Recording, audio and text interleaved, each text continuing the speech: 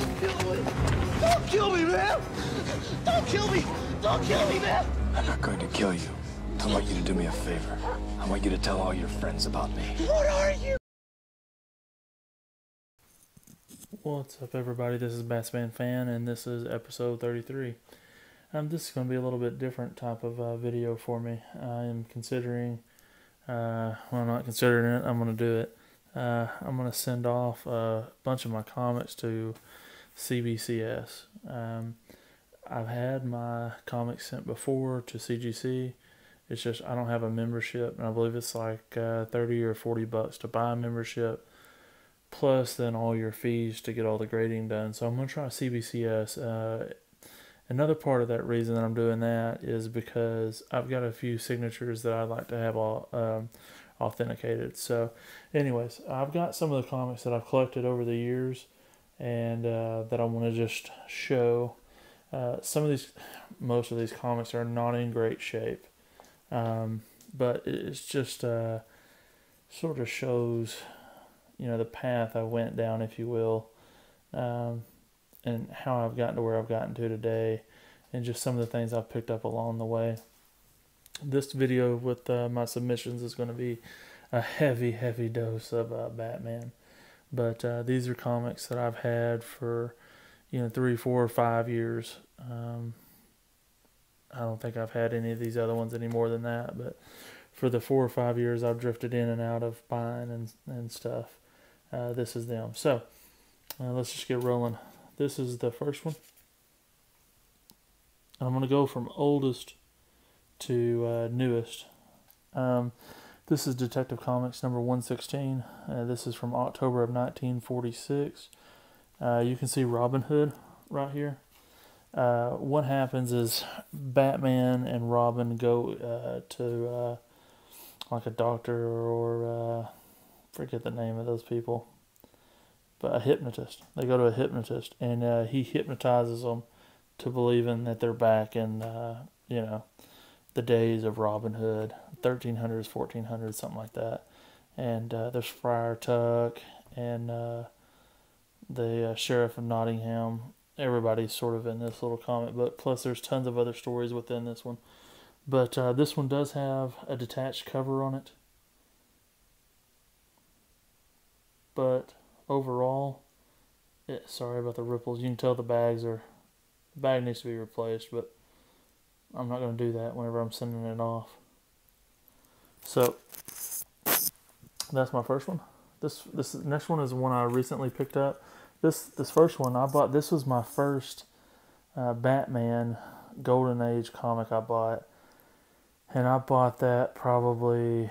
Oh, I was wrong earlier. I bought this probably like 7 years or so ago, maybe somewhere like that. 7 years. So the next one, this is a recent pickup. It's Detective Comics number 210. It's from that one's from the 50s, I think, early 50s. This one, I just really love this cover. It's whenever Detective Comics started doing their outer space stuff. One dang stain right there. But I just think that's an awesome looking cover. All the colors and stuff. Just pretty cool. Now this next one is actually in really nice shape.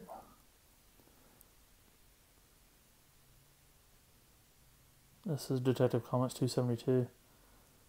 It's got just a little bit of stuff right here up at the top where where the cover is sort of started to roll over the top part of the pages. But other than that, it is. I always think that he's listening to like a Walkman or something like that every time I see that that headset. But this comic's actually in pretty nice shape. I would imagine this one would come back at a 60, 70, somewhere in there. I think it's that nice. The next one, just a really cool cover, just to the way the red and that yellow just jump off the page to you. My next Detective Comics is 474. I bought this one probably about 6 or so years ago, I guess. And bought this one before all the rage started. I really thought the cover was cool. So I got a really good deal on it because it's always been a somewhat popular book, but with the movie coming up, that's what made it really popular. And this is not his first appearance. You got to go all the way back to the 40s for that.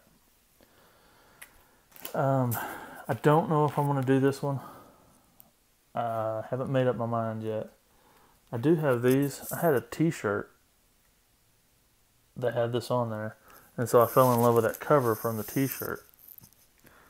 And I got another one in a haul here recently. And so whenever I pulled both of them out to look at them, I realized, holy crap. I got the newsstand and just the regular, comic book shop one. So that's pretty cool to have two different covers. I think most people usually think that the newsstand copies are the more rare comics. Back me up if I'm right on that. If I'm wrong, just pass right on along, pretend like I said nothing. Anyways, I don't know if I'll get these done this go round, but they're definitely in consideration. Alright, next we're going to start with Batman. This is Batman number 70. The top staple is popped. Just a really cool cover. I wish the colors were a little bit brighter on here, but I think this one's from like 1950 or 1952. It's Batman number 70. Just a really cool cover. The reason I get these graded and stuff is I plan on, whenever we get our house built, I'm going to have a comic book wall. And so I'm using all these for display purposes. And if you've watched my video that I do framing and stuff, I already have my office decorated with comic books. This next one, it's not in the greatest of shape. It's not. I'm not even going to sit here and try to pretend it is. But it is the first Silver Age appearance of the Scarecrow. It got mashed right in here pretty bad. And you can feel just a little bit of where someone spilt a little something right here. So I know it'll be low grade. The colors are still good on it. It just, someone was mean to it, man. But I'm still glad to have it. I got this in a big lot I bought a couple years back, I think.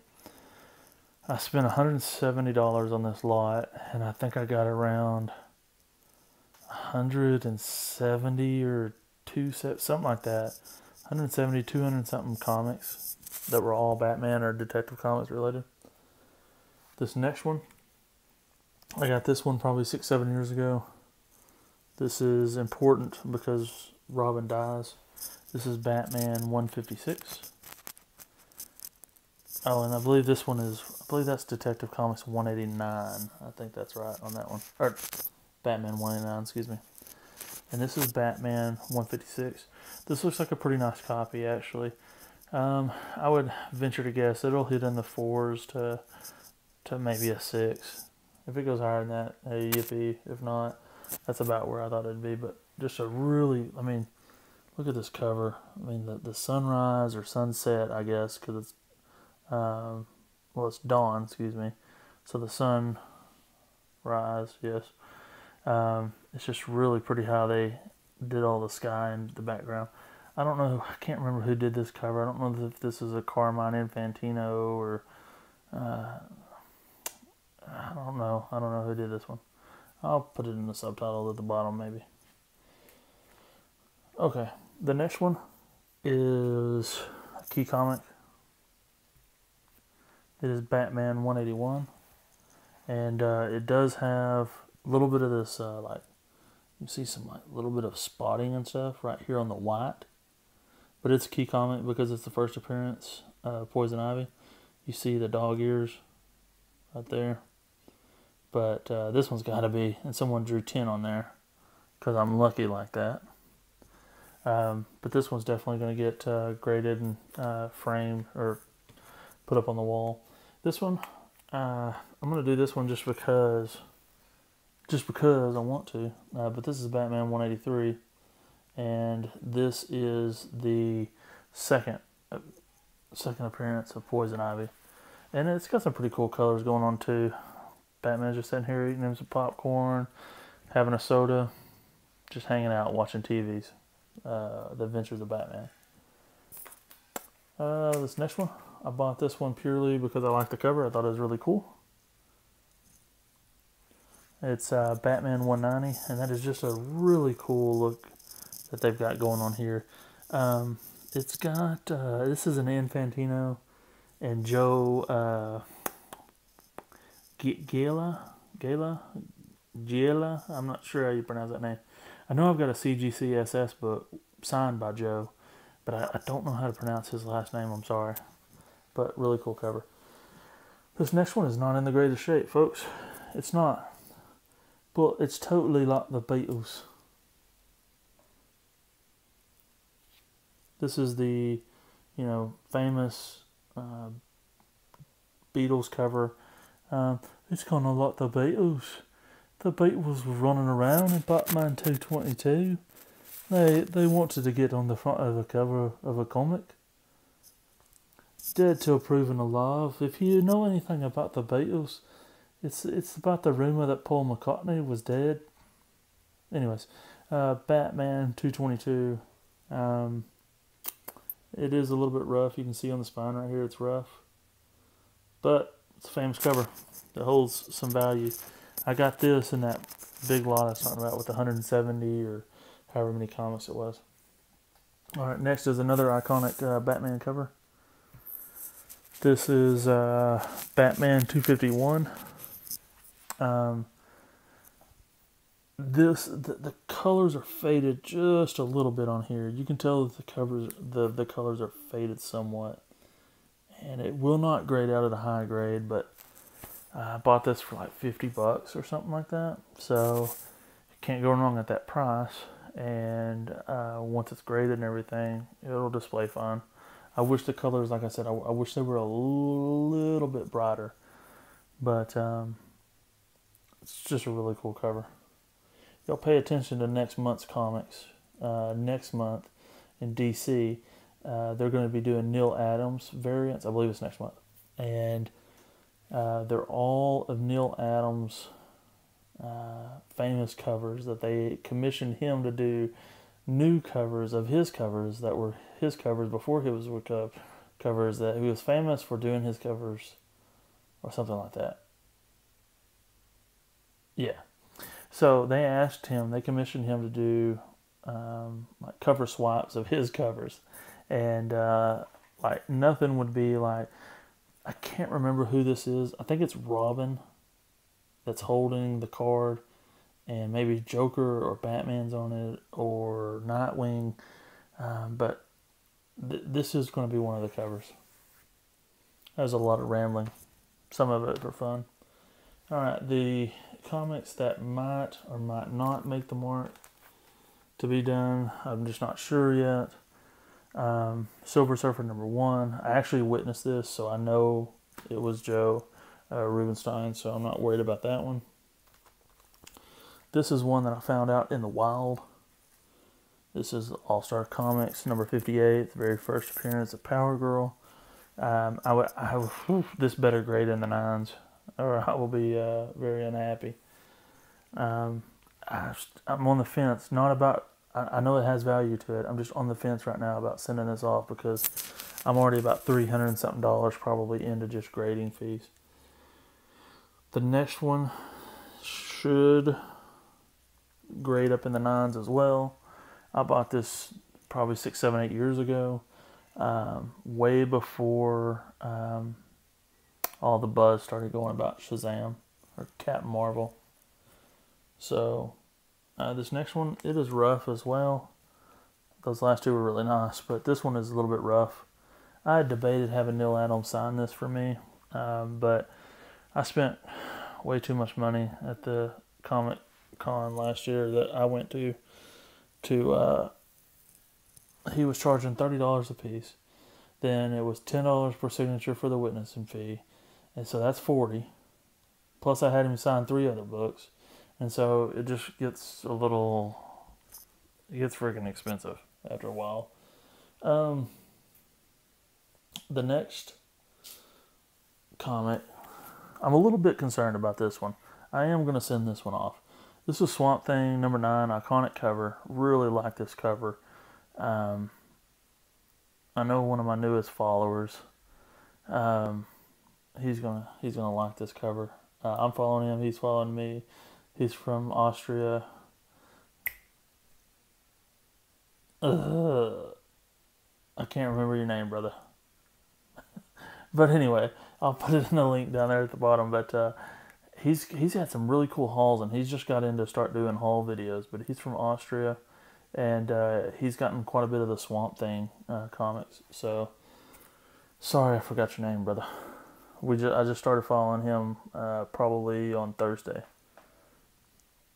The next one is Batman Detective Comics 871.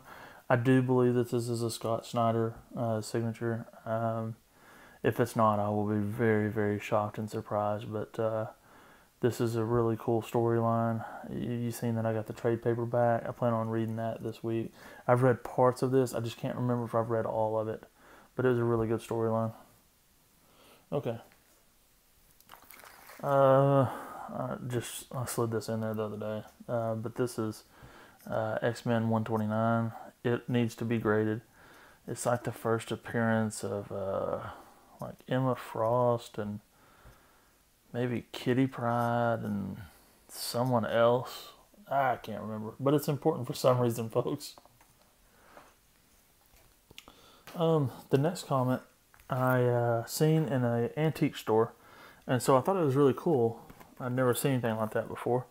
And so I was like, well, I'll go online at home and see what I can find. This is the Amazing Spider-Man. And it is a cover swipe of, well, it's just the same cover of Amazing Spider-Man 149 maybe? 150, I cannot remember. I know it's the first appearance of the Man-Wolf. I just can't remember the numbers, and I just bought these comics the other day as far as the actual original. Anyways, this is Amazing Spider-Man, and it is the book and record set, and if you pay close attention, the only reason I'm going to have this graded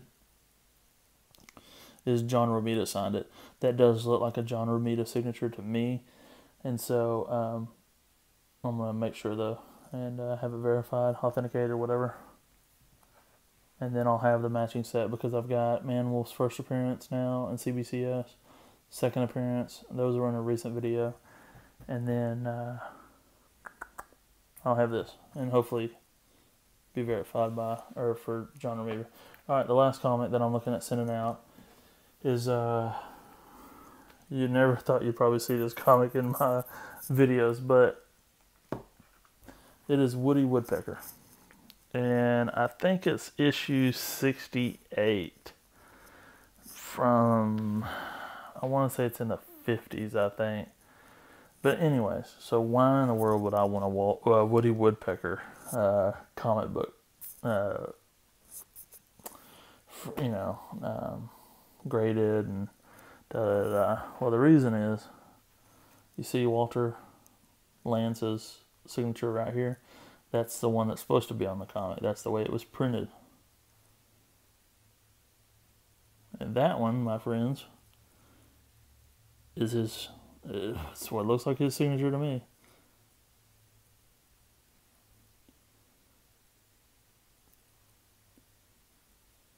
The W is just a little bit different. But the L and the Z are very similar. And the story on this was, I bought this from someone that I worked with. And they said that their husband, or is it their husband or their father, has been doing some contract work for Walter Lance. And they asked him to sign the comic book. That's the story on it. I don't know if it's true. It looks like an authentic Walter Lance signature to me, but we'll let someone that's got more expertise in that than I do, let them decide. Oh, and I will say, go back to this one real quick. this Bernie Wrightson. I do have a Bernie Wrightson CBCS. This is a little bit, this is a little different than what he's used to signing. This is not, usually he writes his name out. You'll have your B and then your Wrightson, and he writes in a continual line. Only thing I can think of, and I have seen him write Bernie over Wrightson before, just by looking it up. But I'm just wondering if he didn't want to interfere with the face and everything, and maybe the person that had it signed asked him to sign it right here. I bought it for $12.50, so I'm not out a ton of money on that. What I will be out on money, though, is if I send this out and it doesn't get authenticated or verified or whatever. That'll stink. Anyways, it's still a cool comic, but I wanted to talk a little bit about that Bernie Wrightson. Anyways, thank y'all very much for watching. I have got some sweetness coming up. I'm either going to do one big haul book or haul video, or I'm going to break it into small parts and do two. But I have some keys coming up. So that's all, folks. That's all, folks.